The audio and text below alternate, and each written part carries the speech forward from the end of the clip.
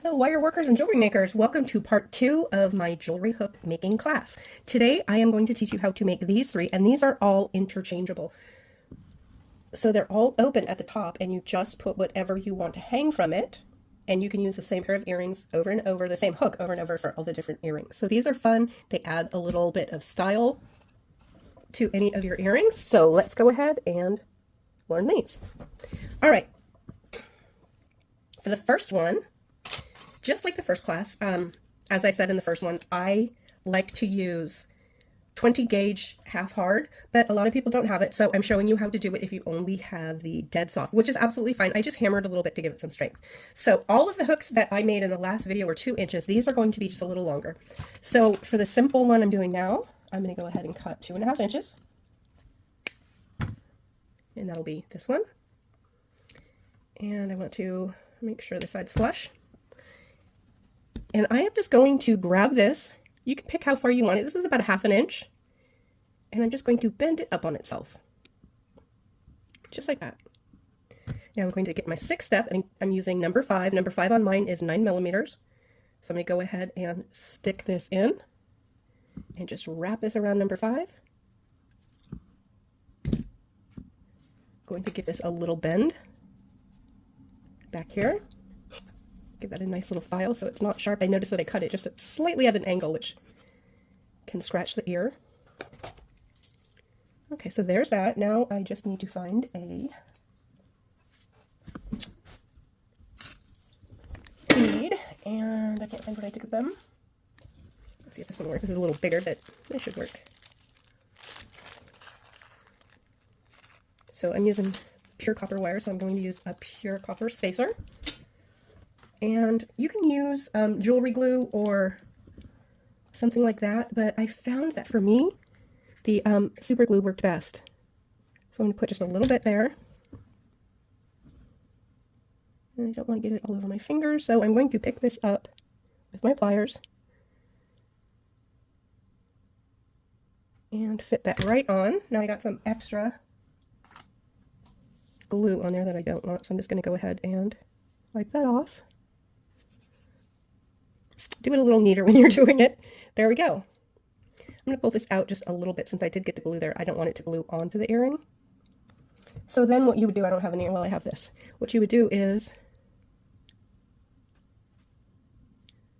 hang your earring from it.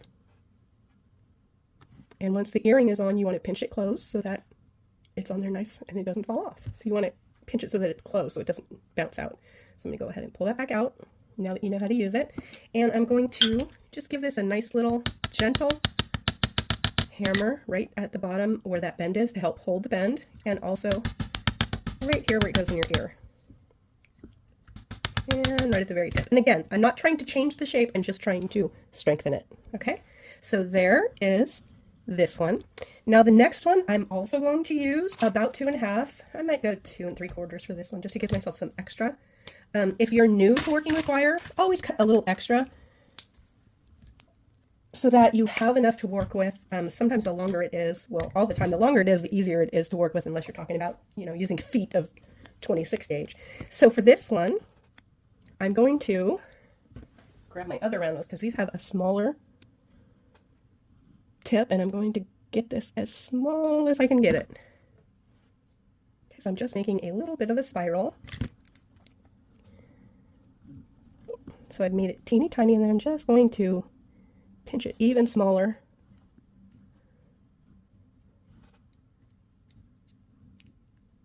And I'm just going to gently hold it with the pliers and move the wire around. I'm just going to make a tiny spiral.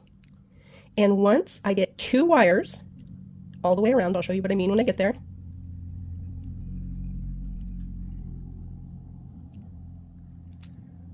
All the way around, there's 2 wires now. So I want this piece to come straight down from where that one ends. See, right, that's right where we started. I want this piece here to come straight down so it looks like it's all coming from the center. So I'm just going to grab this here and give it a bend. All right, so there we go. And then I'm going to do the same thing where I'm just going to turn this up. Okay, and now this is the fancy part that's going to hold your earring. And again, I'm getting my 6 step, and I'm going to number 6, which is 9 millimeters, number 5, which is 9 millimeters. Lord. And I'm going to line it up just so that my swirl touches number 6, and then I'm going around. And I'm going to go ahead and give this a little bend here. A little hammer right where that bend is. And a little bit gentle right around the hook. So there's another interchangeable one. You would put your earring on, and then when it's on, close it. So there's number 2, and then the last one, and this is my favorite. We're going to cut just a little over 3 inches, give myself plenty of room. I went just slightly over 3. And I'm going to use the tiniest one on my 6 step, which is a 3. And I'm going up a little bit farther than I normally would. You know how I always say make sure that's flush? Well, with this one, you kind of want them to go straight towards the center. Okay, so I have it just a tiny bit up. I'm going to go ahead and turn it until it reaches the wire. I'm going to close it just a little bit. And then I'm going to make another loop, and I'm going to move it over just enough that my wire fits in between the end of that loop and where this one's going around. So I'm just going to go around.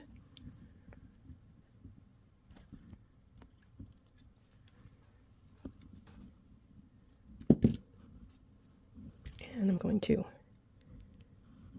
close that up. And then I'm going to go one more time. Now see, this is the front where the piece goes all the way across. This is the front. This is the back where the piece goes down.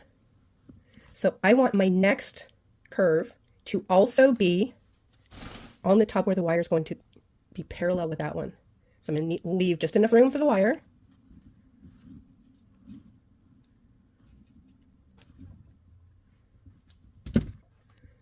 Pinch that together, and now you can see that these are parallel. Now I'm going to grab it right where those meet, and I'm going to pull these so that I don't scratch it. I'm going to bend that piece down.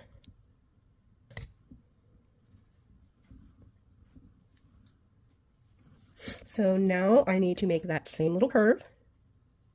I'm going to grab it right here where these two just touch the roundnose tip, and I'm going to go around.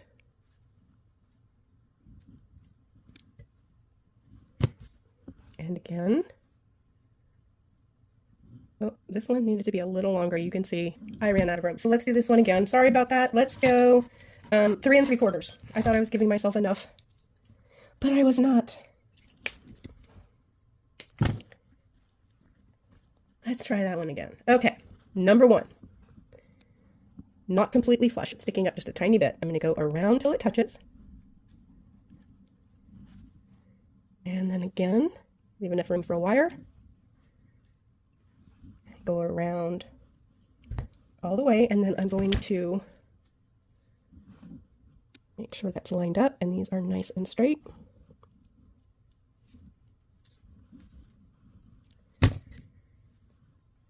And again, this is the top, so I want this one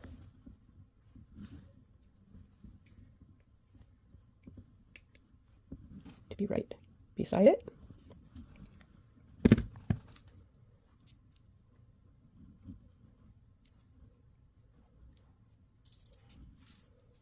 And I'm going to stick those in and pull that down.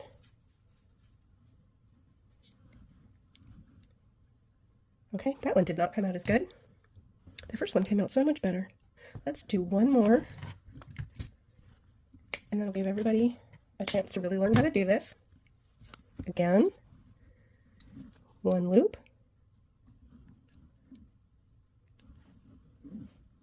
2 loops. And if you don't have them lined up, don't take it off of the tool and just keep wiggling the tool until you get it where you want it so that they're lined up perfectly.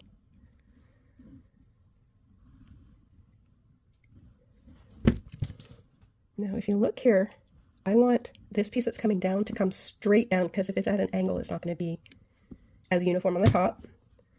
So I'm going to go ahead, and this is my top. I'm going to wrap around and make sure that that is parallel with this line. Just going to hold it in place. I want that to come straight down, like so. I'm going back. Oh, need to do my twisty first. So I've got the twist. Now I'm going back on my number 5. I'm doing it just so that the swirls touch number 6, and then I'm going around. Now, see, that's way too long. And then I'm just going to give this a little trim and a little bit of a bend. Go ahead and work harden just the loop. And the 2 tips. Now usually with this one, I will give it just a little bit of a bend right about at the top of the knot, the Celtic knot looking piece, like that. And then you would just slide your earring on and tighten it like that. So I hope this was helpful. Let's see all of the different ones we learned from today as well as the last class.